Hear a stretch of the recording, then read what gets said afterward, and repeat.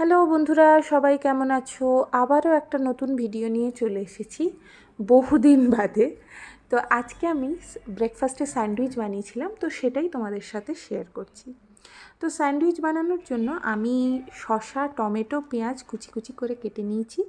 সাথে নিয়েছি sweet corn, আর তাতে আমি 2 চামচ মেয়োনিজ আর স্বাদ মতো নুন আর গোলমরিচের গুঁড়ো মিশিয়ে নিচ্ছি।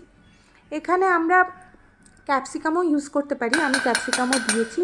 আমার কাছে সেই সময় ছিল না ক্যাপসিকাম, তো সেই কারণে ওই দিন ইউজ করিনি, কিন্তু ক্যাপসিকাম দিয়েও ভালো টেস্ট হয়। এমনকি মেয়োনিজের পরিবর্তে যদি আমরা টক দইও ইউজ করি তাও দারুণ টেস্ট হয়।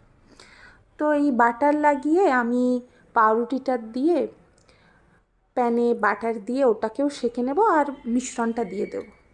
এর সাথে আমি একটু যদি চিজ দেওয়া যায় তাহলে আরও টেস্টি হয়।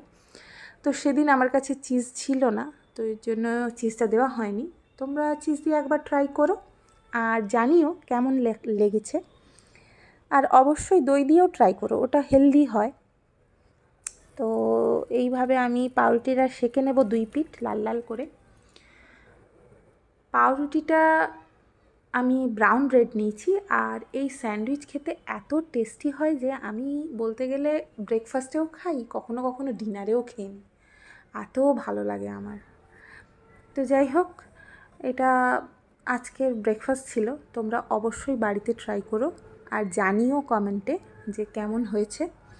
আর অবশ্যই তোমরা একটু সাবস্ক্রাইব করো, লাইক করো, শেয়ার করো। আর আমার এই রান্নার সিরিজ কেমন লাগছে সেটাও অবশ্যই কমেন্টে জানিও।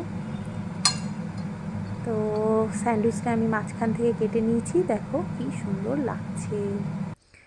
যাই হোক, আজ তবে এইটুকু থাক, আবার আসবো নতুন একটা ভিডিও নিয়ে। চলো, টাটা।